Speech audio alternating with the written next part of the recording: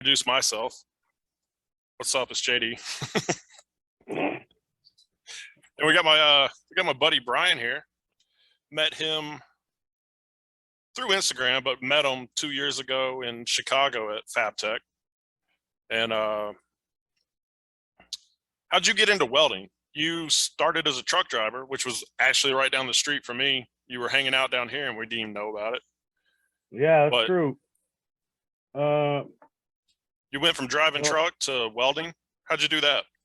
Well, it was a long, strange trip. I think my first experience welding was actually one of my buddies in high school. He had dropped out and gotten a job as a helper at a crane company.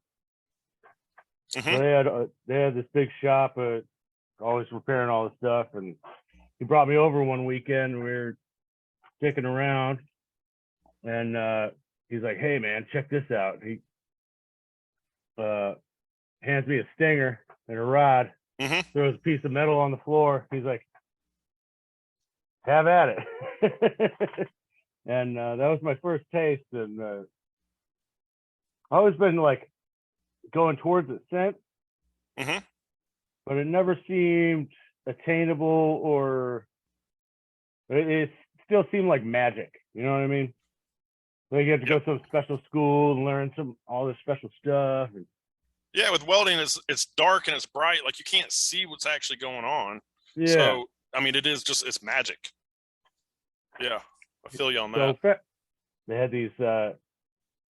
One of the companies we served does medical machines, and so all the machine covers are sanitary stainless grade, super smooth finish. Oh yeah. No color, no sugar ink, all that. And the stainless guy, only one guy was like good enough to do the super stainless stuff. He got COVID. And so my boss, he was like, "Hey, you did a pretty good beat on that stainless on your test. You want to give these a shot?" I'm like, okay. So that's the best way to step up. I've gotten promotions always just from being there. And when somebody's sick or they got to go somewhere else, or something else like that, they're like, "We don't have anybody." I'm like, "I can try." And then normally that gets you up, gets you going somewhere else. Absolutely. Yeah. Like that happened to me like 3 times in a row in succession. Like this guy would go out. He's the only guy who can do it. They're like, "Hey, Brian, can you give this a shot?" All right. I mean, that's what's great about just being a welder. It's like you're needed so much to where it's like you get the opportunities to shine. And if you screw it up, well, I mean, you still keep doing what you're doing. They still need you for that, So it's like, you're talking about stepping up through stainless or something like that. I used it to get my foot in the door, and I was like the welder, and they're like, "We don't have anybody that can. We need a rigger today." And I'm like, "I can use a walkie-talkie and tell the crane what to do." Got me into that. So it's like, absolutely, never pass up an opportunity. I was like, the worst thing they're going to do is tell me I suck at telling the crane operator what to do and go back to welding. It's already what I'm doing anyway. So you're like, "Yeah, well, I wasn't that. I gave it a shot." Yeah. Like, hey, what? Yeah, I just wanted to ask you, when you're like doing estimating and bidding, like what's your thought process? Like, what are the steps you run through? Like from you're like, "Oh, here's a job. I might want to do that one." Go. So I had to go quote a job today. And so that right there, I know I'm in the elite category of the idiots around here to do that. But those jobs where I really excel compared to everybody else are few and far between, I think. Like I said, like a dock door, there's 10 different people doing dock doors. Yeah. Airlines, you can't have some kid that knows how to weld go out there with a stupid flux core welder and weld pipe together. Like, it ain't happening. 600 PSI will kill somebody. Dock door, it's not really, not really going to kill anybody. Well, speaking of that pipe, we were talking earlier about what kind of jobs like you've boiled down to their basic elements, and you super efficient. You know all the tricks. Yep. You just like hop right into the zone and go. Yeah, that's high pressure pipe. I've done a lot of it, like this Schedule 80 pipe.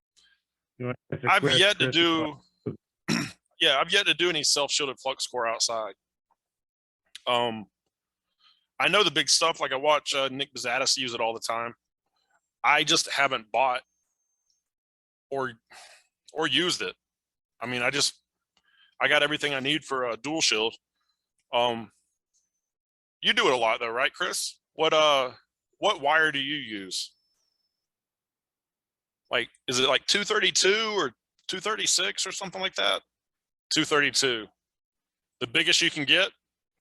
Is that like 1/16 wire? I need to get that. The only stuff I ever mess around with is like the NR211, and it's just the dinky crap. It ain't even for anything. Said you got a nice rack, Brian. What? You have a nice rack, Ryan says. Said you got all your clamps. Yeah. Oh, show them your new rack. You got that wall control. Yo, I love this stuff so much. I ordered some for the house. Did Stephanie hook you up with that? She did with this stuff for the like for the show. Oh, and she like left it there for you. Yeah, I've bought more of it. I bought more for the house than what's on this wall. I got it for my tools at the house. The wife wants to set up like a little gym in the garage using this to hang up all the workout accessories and crap. I got one little area for the dog. It's great. Got the dog leash, the treats, the poop bags, all the kind of stuff for the pup on there. I love this stuff. So many colors, is powder coated and everything. Yeah, I mean, it looks slick. It's easy to use. Yeah. And it's funny. As soon as I put everything up here, I did it real quick for a Fab Tech. 2 weeks after that, I walked around trying to find everything. I'm like, I swear to God, where's my grinder? My grinders are hanging up on the wall. That's where they're at. That happens every time. Couldn't find my tape measures. They're right there. Couldn't find those. I mean, I'm such an idiot. But I was walking around the shop and it'd be like 5 minutes. I'm like, I swear I know I got this here. It's not on the truck. And I'm like, oh yeah, it's on the wall.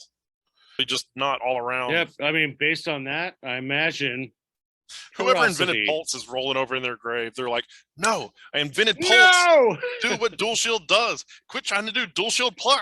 You bearded idiots. That's exactly what's going on. Like, you guys are stupid. Widely accepted method for dragging like this is because most of the weight is here. The wheel's spinning this way. So if it binds, it's going to kick up and out, and the weight is behind it.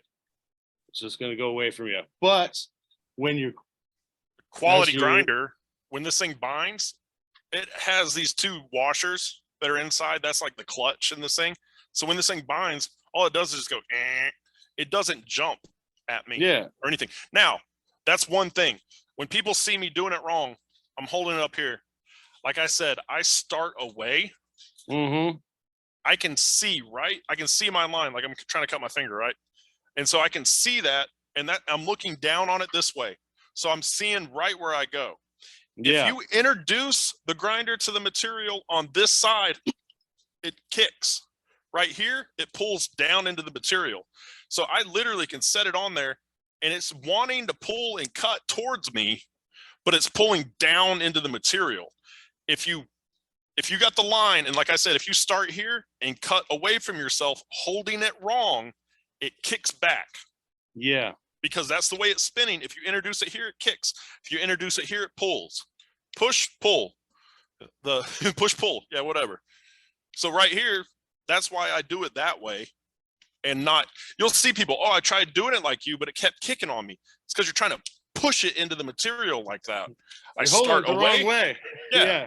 So if you do it that way, yeah, but then you're throwing sparks all over yourself. So then exactly. and also you'll see people holding it with a handle like this, and they're leaning, like my body's going over the grinder so that they can see where they're at. Line of fire. Of death. Plane of death. Yeah, line of fire. Over saying everybody needs to do that. I'm just saying it does not kick like that.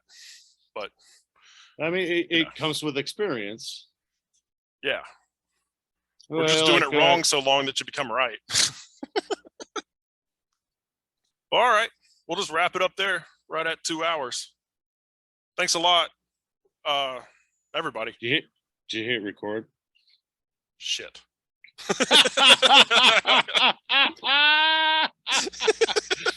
Yeah, no, I'm pretty sure. Practice run, brother. Good practice run. Yeah, just a practice run. Hey, could everybody same come time back next week? Yeah.